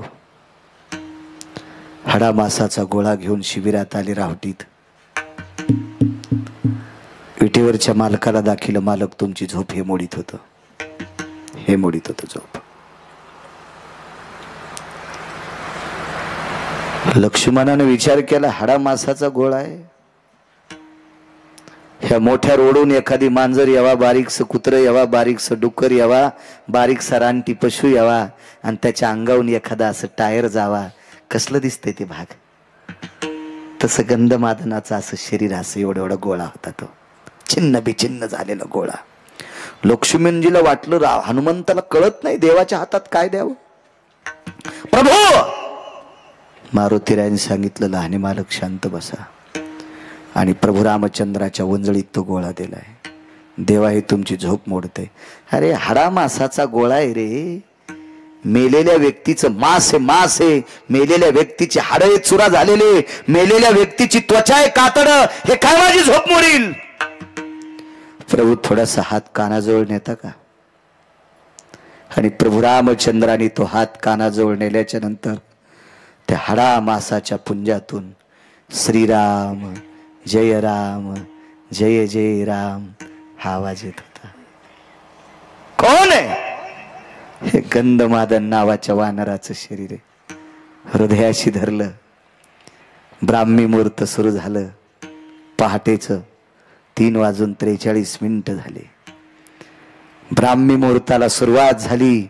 जगाच्या मालकानं हृदयाला चिटकलेला पिंड पुढं केला आणि पूर्वेकडे बघून डोळ्यातल्या पाण्यानं तो पिंड धुतला. डोळ्यातल्या पाण्यानं अभिषेक केला. विभीषण बाजूला होता आणि विभीषणाला सांगितलं, विभीषणा, रावण मारल्याच्या नंतर तुला लंकेचा राजा करणारे हे मी तुला देऊन टाकले. मला सुतळीचा तोडा नकोय, पण आज एक भीक मागतोय, माझ्या गंधमादनाची समाधी सोन्याची कर. गंधमादनाची समाधी सोन्याची कर. आणि ब्राह्मी मुहूर्तावर गंधमादनाला अंत्यविधी झाला. ती जागा आरक्षित केली. तिथे दगड रवला. रावण मारल्या गेला. 65 क्विंटल सोन्याची समाधी केली. आणि विभीषणानं नियम केला, मी गंधमादनाचं श्राद्ध करील. सज्जनांनो, पुराण ऐका, रामायणात शोधू नका हा पुरावा. दुसऱ्या पुराणात बघा. तुम्ही रामायण पाहिल्यावर पुन्हा म्हणताल गिरगावचा बाळू काही सांगतो सटाके. त्याच्यामुळे आताच सांगायलो, नंतर काड्या करण्यापेक्षा आताच तुम्हाला पुरावा सांगतो. हा रामायणात सापडायचा नाही. एका पुराणाचा दिलासा आहे. 1 वर्ष गंधमादनाचं श्राद्ध न केल्यामुळं लंकेत आवर्षण पडलं होतं. थेंबभर पाऊस पडला नाही 12 महिन्यात, थेंबभर. आणि मग मालकाला संदेश दिला, पाऊस का पडतोय? तर मग एका धन्वंतरी नावाच्या वैद्यानं सूचित केलं. विश्वकर्मा नावाची व्यक्ती आणि धन्वंतरी एकत्रित आले आणि विभीषण चिरंजीव होते. त्यांना सांगितलं, राजा, गंधमादनाचं श्राद्ध विसरलास. दृष्टांत संपला. राजे हो, पशुच्या योनीतला वानर, 65 क्विंटल सोन्याची समाधी भारतात कोणाचीच नाही. भारत देशामध्ये 65 क्विंटल सोन्याची समाधी कोण्याच श्रीमंताची नाही. कोण्याच श्रीमंताची नाही. अद्याप नाही कोण्या माणसाची नाही. पण त्या काळामध्ये 65 क्विंटल सुवर्णाची समाधी गंधमादन नावाच्या वानराची होती. तुकोबर आहे, बाहू हलवून विचारतात, देवा, अरे वानर आहे, ते वानर आहे, रानातले पाला खाणार वानर आहे, त्याची सुवर्णाची समाधी. अरे ज्यांनी 500 एकर जमिनी पोरायला कमिल्या त्याचे कट्टे बापाचे श्राद्ध घालत नाही. 7 चिरंजीवापैकी एक चिरंजीव विभीषण, लंकेचा राजा, भजनानंदी, त्याच्या भजनानं त्याचं घर जळत नाही. एवढी मोठी ताकद ज्याच्यात आहे. एक वारकरी एका वानराचं श्राद्ध घालतोय. ताकद कशाची? विटेवरच्या मालकाचे डोळे भरून आले आणि तुकोबाराला सांगितलं, तुकोबारा, त्या वानरा इतकं गुण माझं कोणीच गायलं नाही. मग जे वानर तुमचं गुण गाते त्याला इतकं उंच टोकाला नेतात. ही गुण गाणाराची ताकद आहे. मला तरी दुसरं देतात कशाला? म्हणून दुसऱ्या कडव्यात गुण गाईन आवडी गुण राजीव. गुण गाणाऱ्याची ताकद बघा. गुण गाणाऱ्याचा अधिकार तो किती मोठा आहे कल्पना करा. आय वानराची समाधी एवढी मोठी कुठे? ज्याचं श्राद्ध लंकेचा राजा घालतोय, तर्पण विधी करतोय विभीषण, ही गुण गाण्याची ताकद आहे. संध्याकाळी खाल नव्हतं एका वारकऱ्याला, संध्याकाळी खाल नाही. गुण गाण्याची ताकद किती मोठी काकडे बुवा, कुशाल बुवा, संतोष बुवा. रात्री जेवायला नाही. एक रात्र इतकी बिकट की त्या रात्रीमुळं त्या वारकऱ्याला 18 विश्व दारिद्र्य, इतकी गरिबी म्हणून सिद्ध झाला. 18 विश्व दारिद्र्य म्हणजे गरिबी म्हणून सिद्ध नाव तिथं पडलं. त्या रात्री पीठ ठेवायचं गाडगं होतं. पीठ ठेवतेत ना, भाकरीचं, गव्हाचं, ज्वारीचं पीठ ठेवतेत ना, हे गाडगं होतं. त्या गाडग्यामध्ये शिपभर, 1 चमचाभर पीठ नव्हतं. त्या गाडग्यामध्ये मीठ टाकलं एवढं आणि त्याच्यात पाणी टाकलं गुंडीभर आणि ते गाडगं चुलीवर ठेवलं. पाणी खळा खळा खळा खळा उकळलं. पांढरा रंग सुद्धा नव्हता आला पाण्याला, पांढरा रंग पण ते खारट पाणी लेकरांनी पिलं. परिस्थिती किती नाजूक असेल कल्पना करा, किती नाजूक परिस्थिती असेल. पहिल्या दिवसाची ती परिस्थिती, दुसऱ्या दिवशी काहीच नाही. 18 विश्व दारिद्र्य, गरिबीचा एक प्रकार येतो. 18 विश्व दारिद्र्य. दुसऱ्या दिवशी त्याच्यातले 7-8 सिद्धांत एवढे सांगत नाही, तुम्हालाही ताण होईल डोक्यात ठेवायला, आणि मी बी काही गुत घेतलं नाही. दुसरा मुद्दा सांगतो. दुसऱ्या दिवशी एक मिठाचा खडा घेतला, पाण्यात बुडीला, झोपलेल्या लेकराच्या ओठावून फिरीला. झोपीत ओठावर गेलेलं खारट पाणी जिभेच्या चेंड्यानं चाटत होते. इतकी परिस्थिती. 18 विश्व दारिद्र्यातला तो एक प्रकार. बरेच आहेत असे प्रकार. सांगतो पुढचा. तिसऱ्या दिवशी मिठाचं पाणी किती पोटात सहन होईल. उमाळा येत होता, कोरड्या वांत्या होत होत्या, कराव काय. 18 विश्व दारिद्र्यातला एक तिसरा प्रकार आहे. बापानी धोत्राची चिंदी फाडली. बापानी धोत्राची चिंदी फाडली, तिचे 2 तुकडे केले. त्या चिंदीला पिळा घातला. एक चिंदी बाबा पत्नीकडे दिली आणि एक स्वतःकडे ठेवली, आणि दोघांनी दोन्ही लेकराचे पोट आवळले. म्हणून आपल्याकडे एक मन होती, पोट बांधून कमिलं, पोट आवळून कमिलं. हे जुने सिद्धांत लक्षात घेत जा, जीनच्या पॅन्टीवाले होत. मागच्या दुष्काळात आपल्या बाप दाद्यांनी संध्याकाळी जेवण झाल्यावर झोपताना चिमण्याही झिल्या. मी महिना झालो बोंबलतोय, रोज कीर्तनात 2 मिनिटं तरी. आपल्या बाप दाद्यानं, या धोत्रावाल्यानं, ह्या पटक्यावाल्यानं संध्याकाळी जेवण झाल्या झोपताना दिवाही झिला रे, दिवाही झिला. दिवा अंधारात रात्र काढली, त्या दिव्याचं राहिलेलं तेल उद्याच्या संध्याकाळी पुरावा आणि आपले संसार सुखाचे व्हावा, याच्याकरता आपले बाप दादे अंधारात झोपले रे, अंधारात झोपले. अंधारात कदर करा त्याची. इथे आलेली मला दम नाही हो कीर्तनायला. रमेशराव दम नाही भागवताला, रामायणाला. गुण काय आला लोकायला. लोकायचा एकच धडाका, कीर्तनकार आणणे, खपक्या पाकिट देणे, त्याला मालदार करणे. हे आशाला असेच सोनाराच्या फुकणीवाणी. नळी फुंकिली सोनारे, इकडून तिकडे गेले वारे. काय घेता तुम्ही याच्यातलं. मगाशी म्हणलेलं वाक्य तुम्हाला सांगतो. तुम्ही म्हणताल रे रगील झाला का. एक जण म्हणला भरली गिरगाव कराची. हो, म्हणून ते लय सरसर बोलायला आहे. मी नाही म्हणत मोठा सप्ताह कोण्या सप्त्याला. का म्हणत नाही. ज्या सप्त्यात 11 पोरायनं जर माळी घातल्या, तर त्या सप्त्यातल्या मंडपातली माती चाटीन गिरगावकर. त्या मंडपातली मातीची भेन चाटीन, त्या सप्त्याला मोठं म्हणील.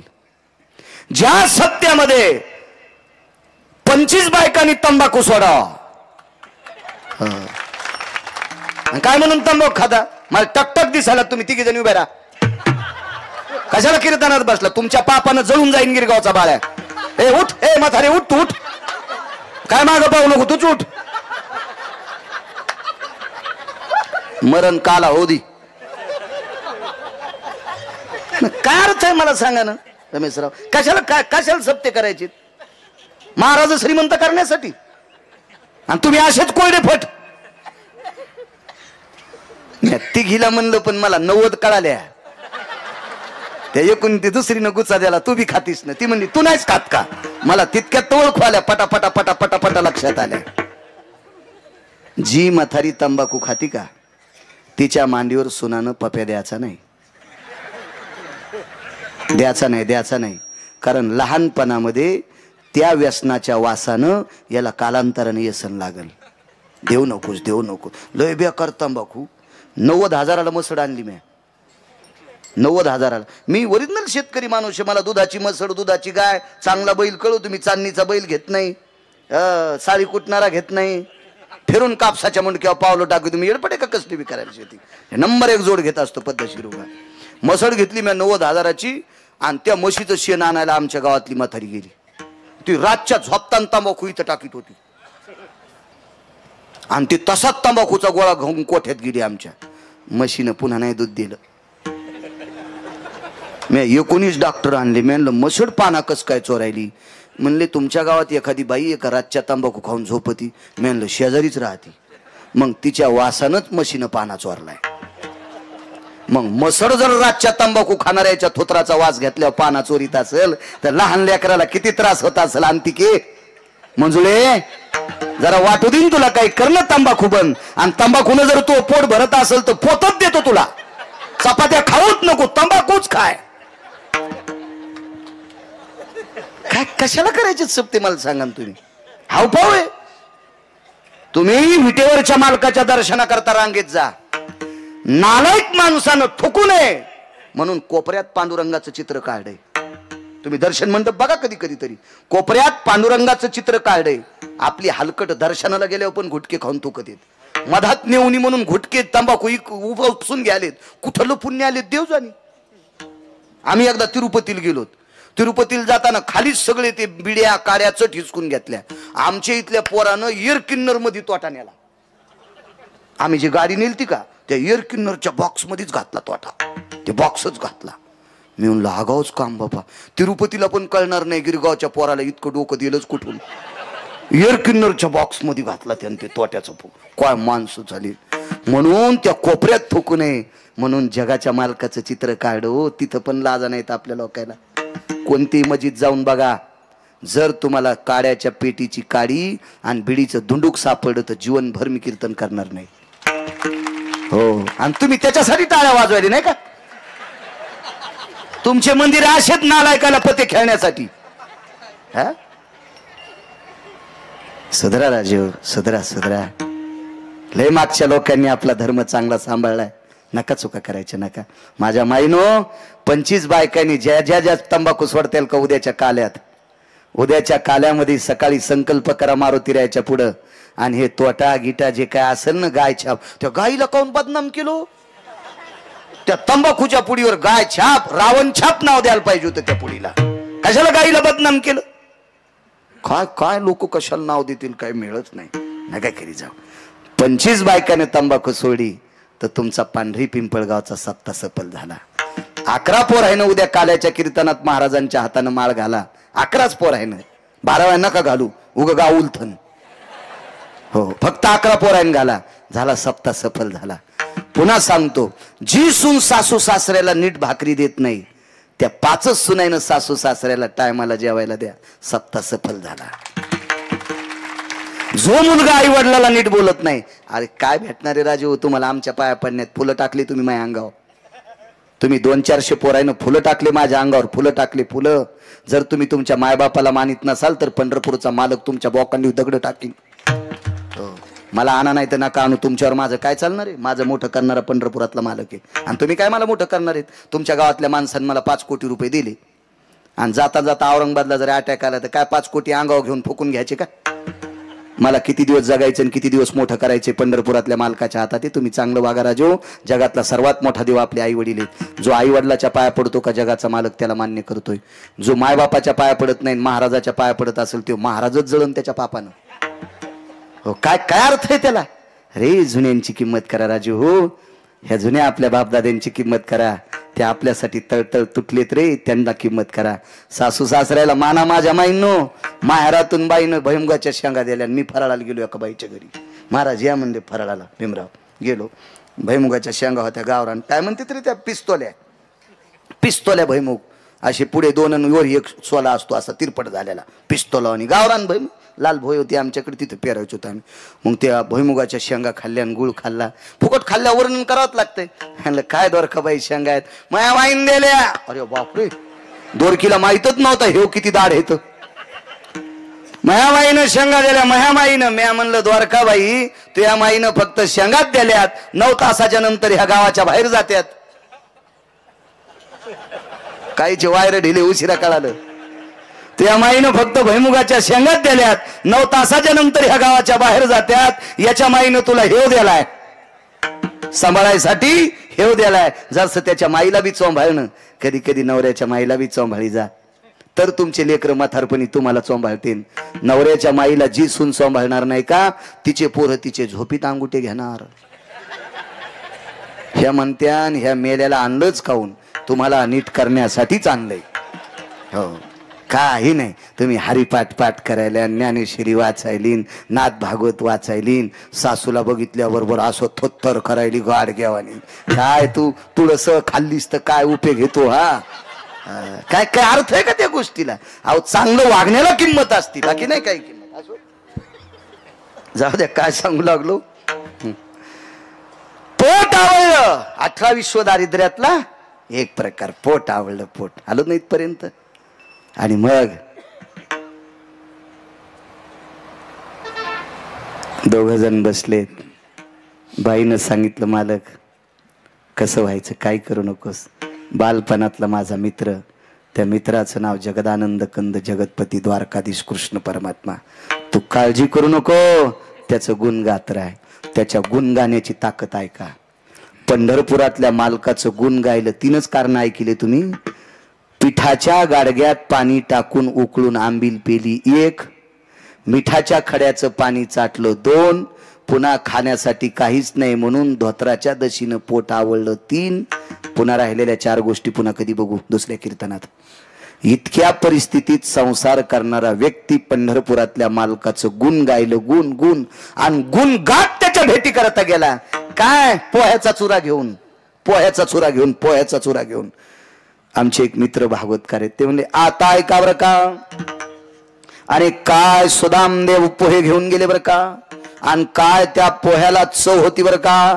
आणि देवाच्या बायकोला तशी चविष्ट पोहे करताच येत नव्हते बरं का. आणि काय त्या पोह्यामध्ये चव होती, त्या चवीला पंढरपुरातला मालक बोलला बरं का. आणि मग सुदाम देवाला सोन्याचं गाव दिलं. माणसं मर्तेंद्र सुंबळ्या वाचून सांगत आहे भागवत. पोहे हे निमित्त शुद्ध भाव देखून या. भाव शुद्ध होता आणि शुद्ध भावाने विटेवरच्या मालकाचं गुण गायलं. गाव सोन्याचं केलं. अर्बूज क्विंटल सोनं उरलं. किती टनाचा एक अर्बूज सांगता येईल का? एखादा सीए ची परीक्षा देणार आहे का इथं? चार्टेड अकाउंटंट किती टन टाकल्या एक अर्बूज? खर्व, निखर्व, पर्व, भयस्ती, भयाम, मंगलम, आसुडी, आस्तु, खलयम, पर्वणी, गत्वम, सांख्यम, नियम, तुल्यम. काय नाही सांगतायत? बरा तुमच्यापेक्षा गिरगावचा बाळ्या 7वी शिकलेला. एकावर 18 शून्य असल्यावर पिवळे कपडे सगळे, बाकी कोणी कॉपी करायची नाही. एकावर 18 शून्य दिल्यावर त्याला काय म्हणतात? अरे राजे हो, त्याला शंखू म्हणतात. विठाला विठाला विठाला विठाला विठाला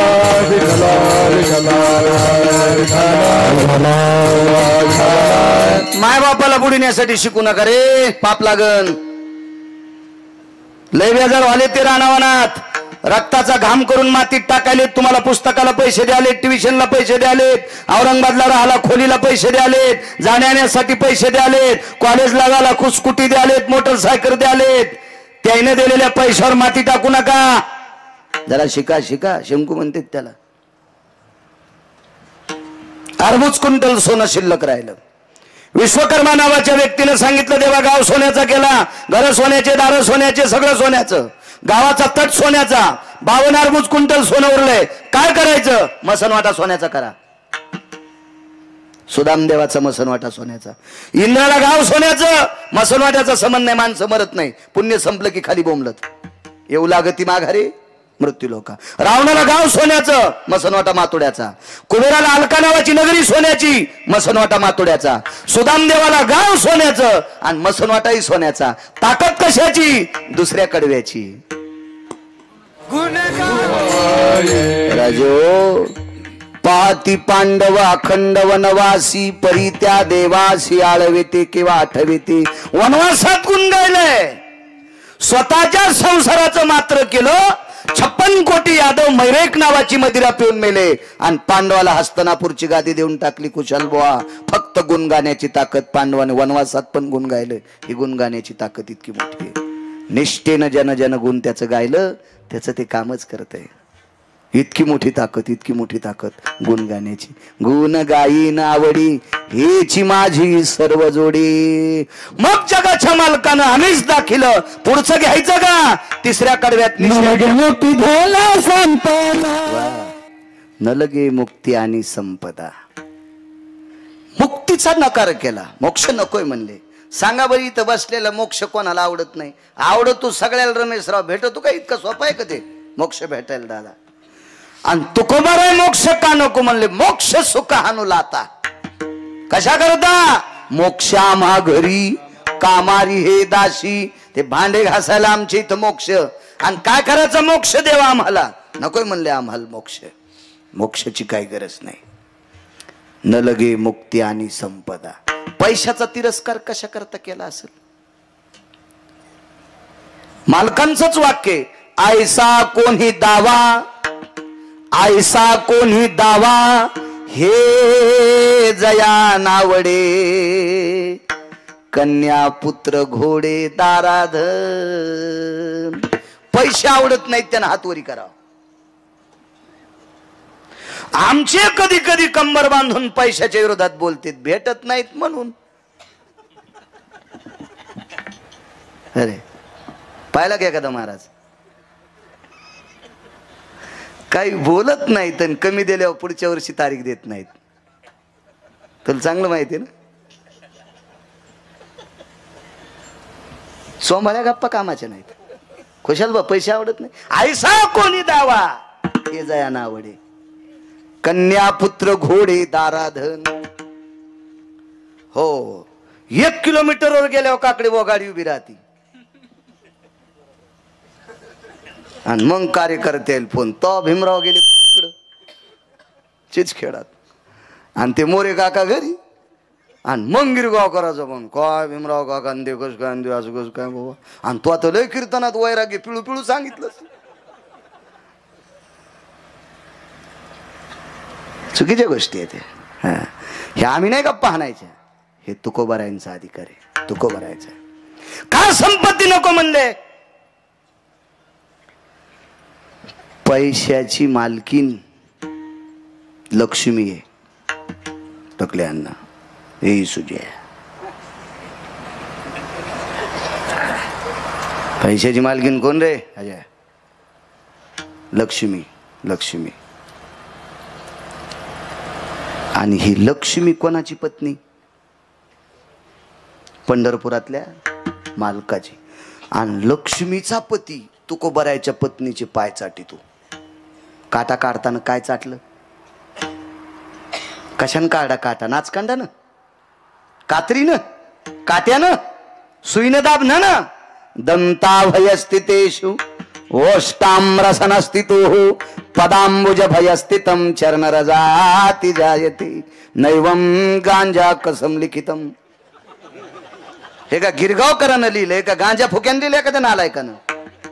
महाराज, ज्या तुकोबारायच्या पत्नीच्या पायाची माती लक्ष्मीचा पती चाटतोय ते तुकोबाराय लक्ष्मी कशाला मागते? काय गरज आहे? याच्या पलीकडे सांगू का? तुकोबाराय कोण आहेत? कोण कोण कोण? कनकाबाई नावाची स्त्री पंढरपूरला गेली. त्या बाईचं नाव होतं कनकाबाई. 10 मिनिटं सरकून पुढं.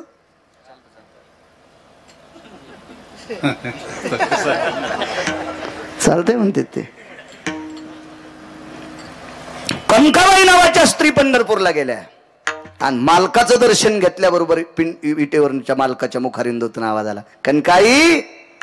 तर बाईच्या लक्षात आलं पुढचा माणूस मला नुसता आई म्हणील पण मग नाव त्याला माहित नाही. आणि मागचा कनका म्हणील पण आई कसा म्हणील? मागचा पती होता, त्या पतीचं नाव बोलोबा. मग नवरा कनका म्हणील, आई कसा म्हणील? संभ्रमात पडल्यान मालकाला विचारलं, मला कनकाई कोण म्हणतंय? तेच म्हणतंय. ते म्हणजे कोण? विटेवरचा मालक. काय देवा हे माय मागणं काहीतरी, मागणं मागणं. कनकाबाई म्हणल्या, देवा मागायचंच नाही. देवानं सांगितलं, माय तुला महिषपती काहीतरी माग. कनकाबाईला काय म्हणला विटेवरचा मालक? कनकाई तुला माई शपथ आहे, काहीतरी माग. तर आई साहेबाला वाटलं देवाची शपथ कशी मोडायची, माग ते देशील का? हो.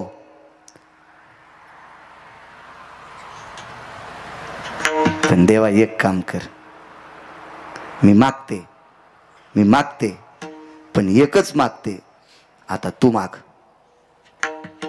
देव म्हणलं, असं कसं मागणं?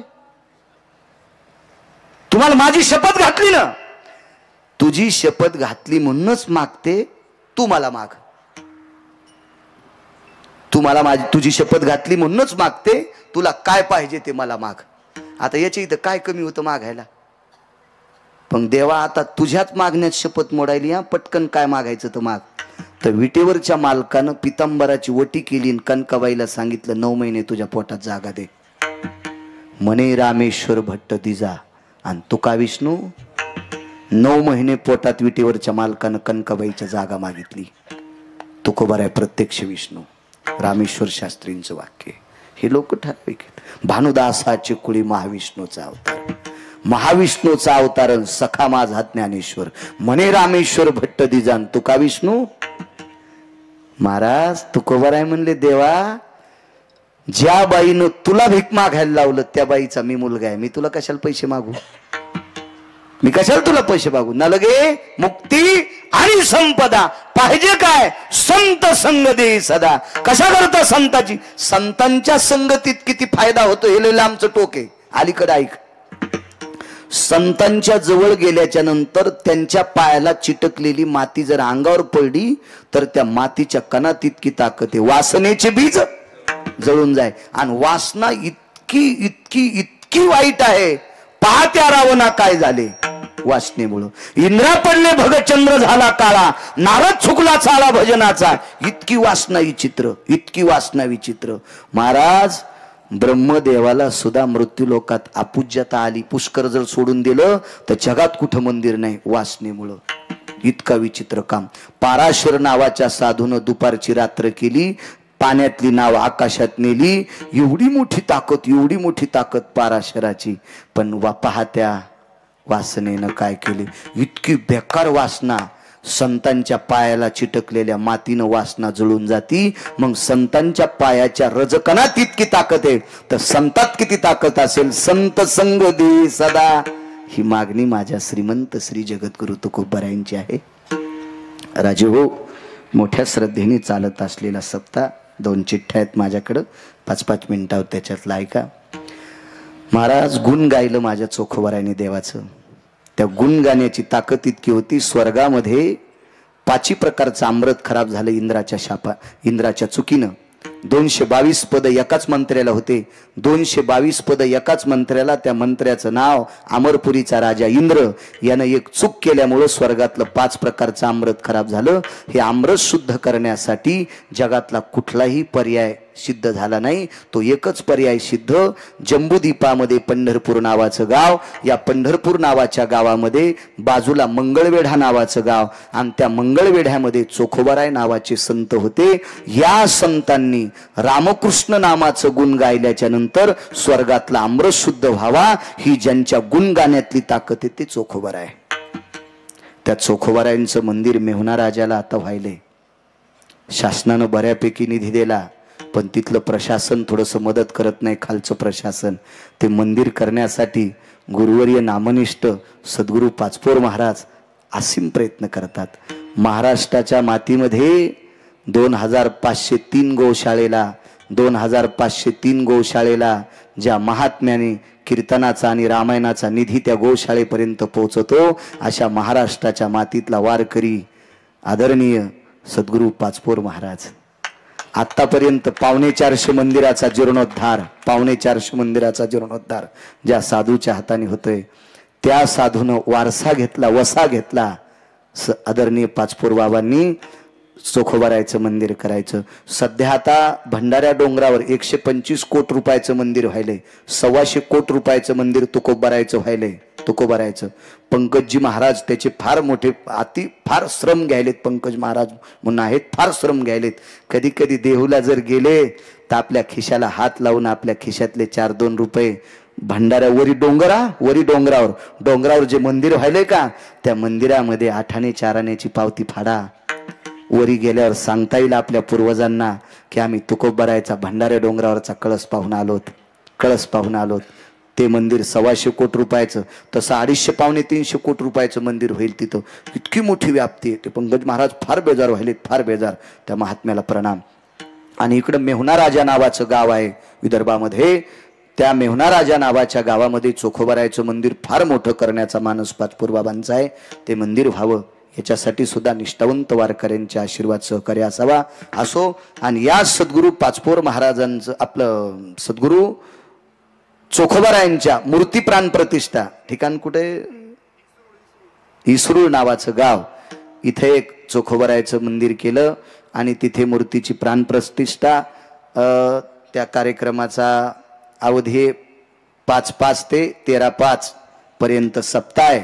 या सप्त्याचं आयोजन केलं आदरणीय महाराष्ट्राच्या मातीमध्ये कमी वयामध्ये एका तारुण्याच्या स्थित आशेवर गोड ज्यांचं वाणीवर प्रभुत्व आहे, ज्यांचा आवाजाचा असा सुरेल कोकिळकंठी आवाज आहे, असे आदरणीय हरिभक्तीपरायण पुरुषोत्तमजी महाराज पाटील त्यांनी या सप्ताहाचं आयोजन केलं.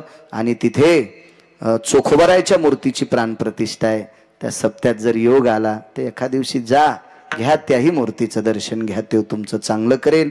ते सप्त्याचं आयोजन पुरुषोत्तम महाराजांनी केलं, त्यांनाही धन्यवाद प्रणाम. मला तरुणांची एक इच्छा होती या सप्ताहामध्ये की महाराज आमच्या गावात सगळं सुफलाम सुजलाम सुफलाम आमचं गोड गाव झालंय, पण आमच्या गावामध्ये थोडंसं काही आता काही माणसं एक चुका करतेत, तांब्या घेऊन डबकं घेऊन टमरेल घेऊन रस्त्याला जातेत, हे जरा बंद करा.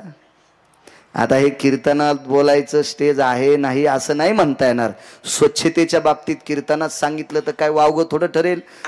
10,000 वर्षापूर्वी त्रेतायुगात स्वच्छतेचा सल्ला दिला माझ्या शबरी मातेनं. 10,000 वर्षापूर्वी त्रेतायुगात सल्ला दिला स्वच्छतेचा, साफसफाईचा सल्ला दिला शबरीनं दिला स्वच्छतेचा.